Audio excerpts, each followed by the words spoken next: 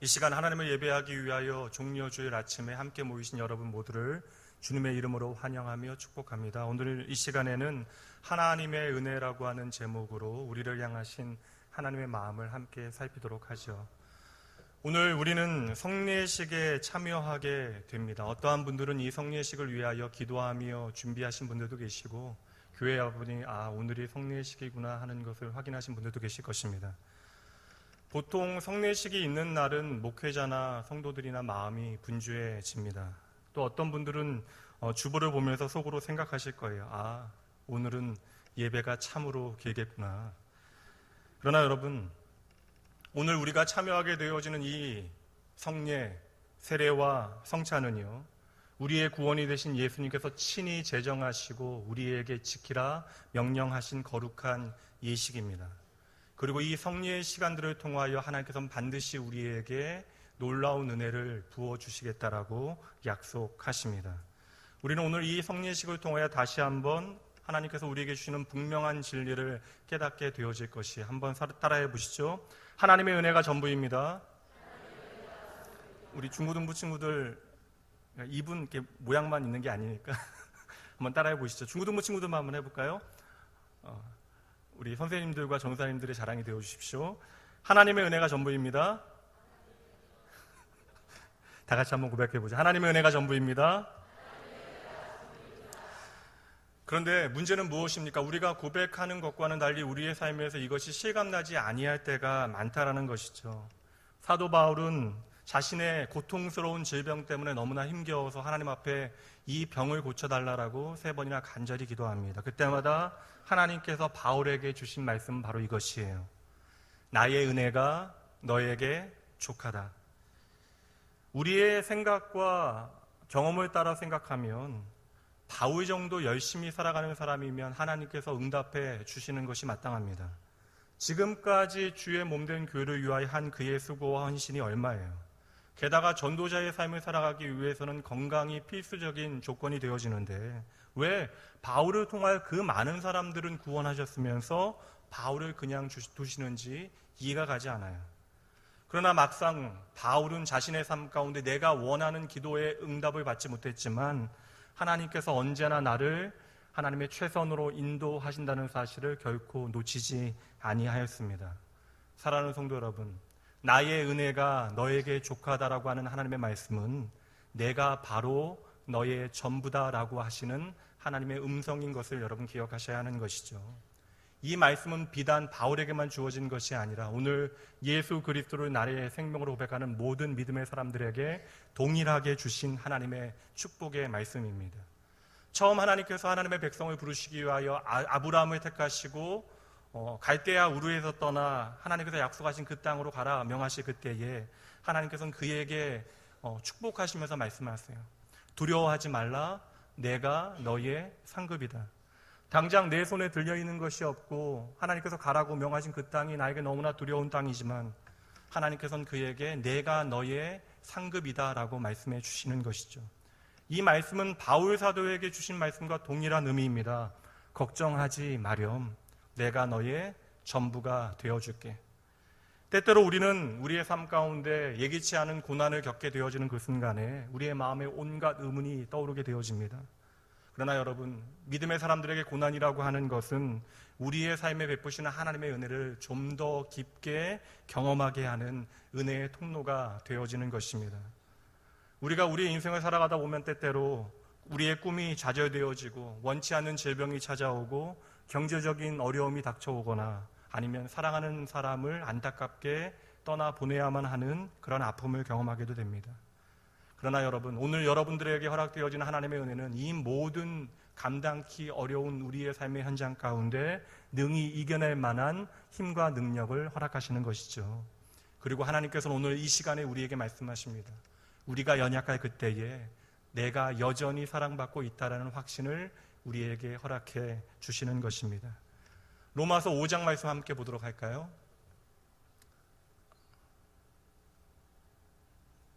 율법이 들어온 것은 범죄를 더하게 하려 함이라. 그러나 죄가 더한 곳에 은혜가 더욱 넘쳤나니. 죄가 더한 곳에 은혜가 더욱 넘쳤다라고 바울 사도는 말합니다. 이것은 죄를 좀 더 열심히 많이 지은 사람들에게 은혜가 더 많이 주어진다라고 하는 의미는 결코 아닐 것이에요. 이 말씀은 내가 하나님 앞에서 죄인이라고 하는 사실을 깨달은 모든 사람들에게 하나님의 은혜는 더욱더 풍성하게 깊어진다라고 하는 것을 말씀하고 있는 것입니다.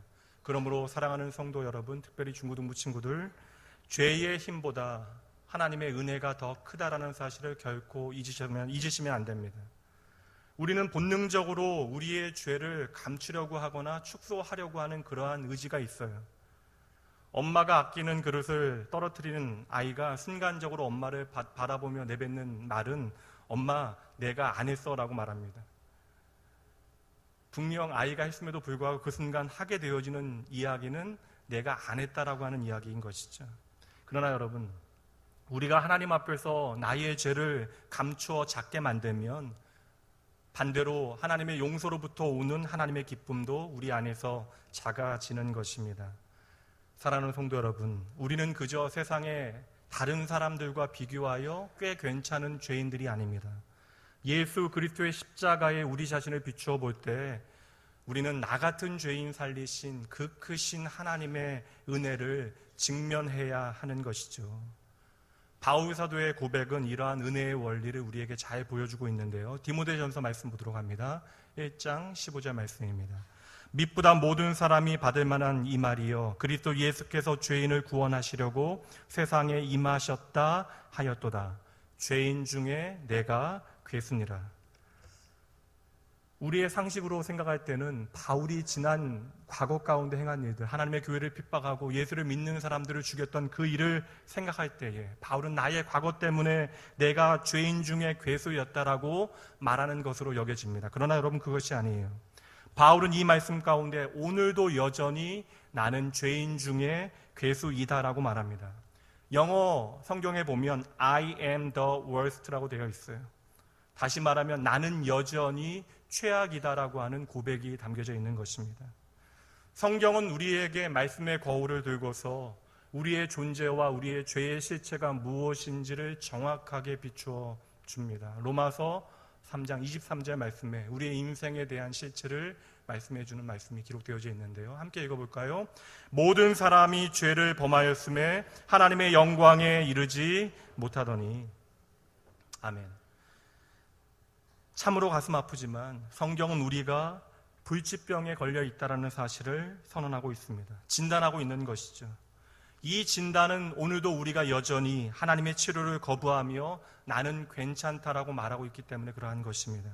그러므로 여러분, 우리의 죄를 덮어버리는 것은, 그리고 외면하는 것은 나를 향한 하나님의 은혜를 덮어버리고 외면하는 것이 되어지는 것이죠. 우리는 모두 죄인이라고 하는 그러한 병의 진단을 받았고 그 상태는 치유가 우리 스스로 불가능한 상태라고 말씀합니다. 그래서 성경은 그 죄의 대가가 사망이라고, 죽음이라고 우리를 향하여 선언하는 것이죠. 그러나 바로 그때에 성경은 동일하게 우리에게 하나님의 은혜라고 하는 해결책을 소개하고 있습니다. 그리고 그 은혜는요, 바로 예수 그리스도의 십자가의 복음을 통하여 우리에게 확증되어진 것입니다. 그러므로 여러분, 예수 그리스도의 십자가를 통하여 내가 얼마나 하나님의 크신 사랑을 받고 있는가를 오늘 이 시간 다시 한번 확인하셔야 합니다. 예수님께서는 우리를 위하여 죽으시고 우리를 위하여 부활하셨습니다. 사랑하는 성도 여러분, 오늘 우리의 모든 소망은요, 내 안에서 발견되어지는 것이 아닙니다. 오늘 내 손에 들려있는 것을 통하여 우리가 소망을 이야기할 수 있는 것이 아니에요. 오늘 우리가 어떠한 모양이라 할지라도 하나님의 은혜는 우리의 생각보다 훨씬 더 크다는 사실을 기억하셔야 합니다. 오늘 본문의 말씀 다시 한번 보실까요? 시편 103편 8절입니다. 함께 읽습니다. 여호와는 긍휼이 많으시고 은혜로우시며 노하기를 더디하시고 인자하심이 풍부하시도다. 아멘.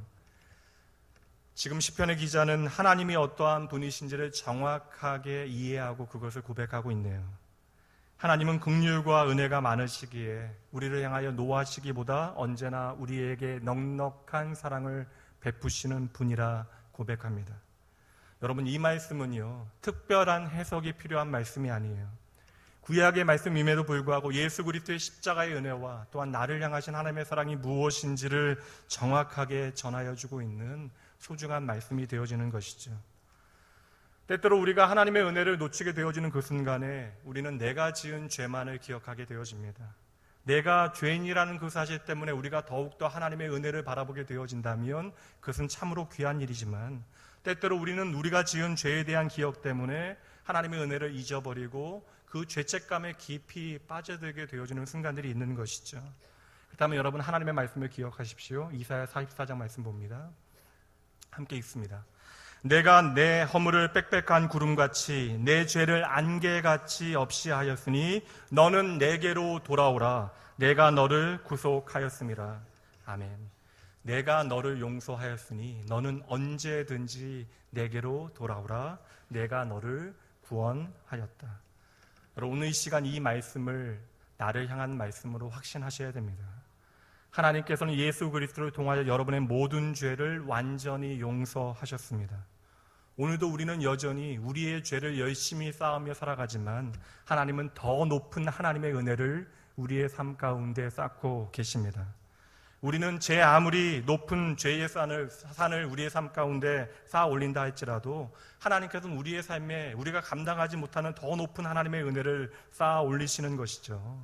그러므로 여러분, 아무리 우리가 큰 죄로 인하여 우리의 마음 가운데 내가 과연 하나님 앞에 나아갈 수 있을까라고 하는 그러한 죄책으로 내가 괴로워할지라도 여러분, 우리의 그 죄가 하나님의 은혜를 막지 못한다는 사실을 이 한 시간 확신하셔야 합니다.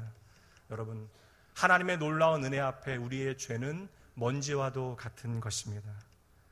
우리의 죄의 모든 결과는 예수님께서 이미 십자가에서 모두 다 담당하시고 책임지신 것이에요. 오늘도 변함없이 여러분에게 은혜를 베푸시는 하나님의 완전한 용서는요, 그러므로 예수 그리스도의 십자가를 통하여 오늘 우리에게 다시금 주어지는 것입니다. 어떤 분들은 나의 삶의 이야기를 가지고 그 죄책감 가운데 이러한 죄에 대한 책임감을 가지고 살아가는 것이 합당하다라고 생각하는 분들이 계세요. 어찌 보면 귀한 일일 수도 있습니다. 그러나 여러분, 그 죄책감이 내가 하나님께 나아가는데 방해가 되어진다면, 나로 하여금 하나님 앞에 나아가는데 내가 면목이 없다라고 여겨지게 만든다면 여러분, 그것은요, 양심적인 것이 아닙니다. 그 죄책감은 예수 그리스도의 십자가를 무시하는 것이 되어지고, 나의 감정과 그러한 양심은 하나님의 그러한 은혜보다 더욱더 나의 모든 것을 앞세우는 또 다른 교만이 되어지는 것입니다. 여러분, 기억하셔야 돼요. 오늘 나의 아버지 되신 하나님께서는 나의 모든 연약함과 부족함을 다 알고 계십니다. 그러니 오랫동안 우리를 기다려 주시는 것이에요. 하나님의 사랑에, 저와 여러분을 향한 하나님의 사랑에 하나님께서 자신이 있으시니 우리를 영원히 기다리시겠다라고 말씀하시는 것입니다. 여러분, 오늘 우리의 모습과 상관없이 하나님의 영원하신 사랑의 계획 가운데 저와 여러분을 예수 안에서 하나님께서 용서하셨습니다. 그렇게 하나님께서 우리를 용서하셨다면 마땅히 우리도 먼저 내 자신을 용서하는 것이 합당한 것이죠. 우리가 때때로 하나님의 은혜와 사랑을 경험하게 되어지면 우리가 하나님 아버지 앞에서 꽤 멋진 자녀가 되어주고 싶은 그러한 욕심이 생길 때가 있습니다. 그리고 내가 이제 얼마나 건강하게 잘 자랐는가를 하나님 앞에 무언가를 함으로 보이고 싶은 때가 우리의 마음에 있을 때가 있다는 것이죠. 분명 하나님께서 사랑하는 자녀의 그 모든 그런 아름다운 노력들을 귀하게 보시고요, 흐뭇하게 생각하실 거예요. 그러나 여러분, 반대로 이렇게 한번 생각해 보시죠. 만약에 오늘 내가 엉망이라면 하나님께서 그러한 나의 모습을 바라보시며 저와 여러분을 미워하실까요? 제 딸이 5살 때 가족 여행 중에 자기 짐을 스스로 좀 끌고 가겠노라 이야기했습니다. 그리고는 작은 가방을 어깨에 메고 호기롭게 그 자기의 짐이 들어져 있는 그 트렁크를 끌고 걸어가기 시작합니다. 그러다 이내 울퉁불퉁한 길을 만나게 되어지고 보도블럭이 나타나게 되어지니까 난감해요. 그러더니 멈춰서서는 이내 한숨을 쉬면서 저를 돌아다 봅니다. 그때 제가 물었습니다. 아빠가 들어줄까? 아이가 고개만 끄덕거려요. 그런데 아무 짐도 들지 않고 혼자 걸어가다 보니까 이제 그 길이 오래되는 것도 힘든 거죠. 그러니 갑자기 어깨를 늘어뜨리더니 또 멈춰섭니다. 제가 다시 물었어요. 아빠가 업어줄까? 아이가 환히 웃습니다. 저는 아이를 번쩍 들어서 어부발을 하고 그 모든 짐을 이고 끌고 걸어갔습니다. 그 아이는 분명 저에게 내가 얼마나 잘했는가를 부모에게 보여주고 싶은 마음이 있었죠. 그러나 생각보다 그 일이 쉽지 않다라는 생각을 하게 되어지고 금방 그 일을 포기했습니다. 그럼 그때 저의 감정이 어떠하였을까요? 그 아이에게 실망하거나 아니면 화가 났을까요? 아니죠. 적은 일이라도 그만큼 힘써준 것이 고마웠고 또 도와줄 수 있어서 행복했습니다. 이유는 오직 하나예요. 제가 아빠이기 때문에 그러한 것이죠. 여러분, 우리가 혼자 내 모든 인생의 짐을 끌고 가겠노라 애쓸 필요가 없는 거예요. 우리가 우리의 연약함을 하나님 앞에 고백하지 않는다라고 하는 것은 그만큼 내가 하나님의 도우심을 바라지 않는다라는 의미가 되어질 수도 있는 것입니다. 때때로 우리는 우리의 형편 가운데 내가 지고 가는 그 모든 짐을 책임질 수 없어서 그 짐을 내려놓아야 하는 때가 반드시 있습니다. 그러한 때에 하나님의 은혜는요, 그 짐뿐만 아니라 나를 안고 가십니다. 이유는 여러분 하나예요. 그분이 나의 아버지이시기 때문에 그러한 것이죠. 오늘 우리는 또다시 그 놀라운 하나님의 은혜를 확인하기 위하여 성례식에 참여하게 되어집니다. 오늘 학습과 세례와 입교하는 분들뿐만 아니라 이 자리에 성례식에 참여하는 모든 분들에게 하나님의 은혜의 주인공이 되어지는 귀한 축복이 있어지길 주님의 이름으로 축복합니다. 이 성례식은요, 하나님의 놀라운 은혜와 우리의 일상이 만나게 되어지는 귀한 은혜의 기회가 되어지고 자리가 되어지는 것입니다. 오늘 여러분을 사로잡고 있는 모든 걱정과 염려와 그 복잡한 감정들을 잠시 내려놓으시고 나를 향하신 하나님의 놀라운 은혜와 사랑 앞으로 담대히 나아가시기 바랍니다. 더 이상 나를 괴롭게 하는 그 모든 환경이나 처지나 상처와 죄책감으로부터 여러분 도망가지 마세요. 하나님의 사랑은 여러분의 생각보다 훨씬 큽니다. 하나님의 은혜는요, 내가 저지른 모든 실수와 또한 내가 경험하게 되어진 모든 상처나 오늘 내가 처해 있는 그 모든 환경보다 더 크다라고 하는 사실을 오늘 세례식과 성찬을 통하여 다시 한번 확인하셔야 해요. 이 자리에 함께 하시는 귀한 주님의 백성 되어진 사랑하는 나온교회 성도 여러분, 꼭 반드시 기필코 기억하셔야 합니다. 하나님의 은혜는 여러분의 생각보다 큽니다. 하나님의 은혜는 여러분의 상처보다 큽니다. 하나님의 은혜는 여러분이 짊어지고 있는 모든 인생의 짐보다 큽니다. 하나님의 은혜는 여러분의 연약함보다 큽니다. 하나님의 은혜는 오늘 내가 힘겨워하는 내 마음의 깊은 상처보다도 큽니다.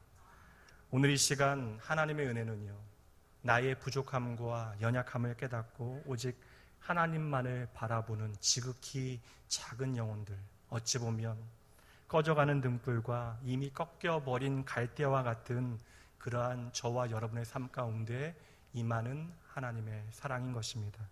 그러므로 여러분, 오늘 저와 여러분의 모습이 어떠한 모습이건 간에 여러분 이것 기억하십시오. 하나님의 은혜는 우리의 생각보다 훨씬 큽니다. 이 시간 드려지는 이 예배와 성례식을 통하여 우리의 모든 것보다 크신 하나님 반드시 만나셔야 합니다. 오늘만큼 하나님의 은혜 받기에 좋은 날은 없습니다. 이 시간 그 좋으신 하나님 마음 다하여 찬양하도록 하죠. 그분은 나 같은 죄인 살리신 하나님이십니다.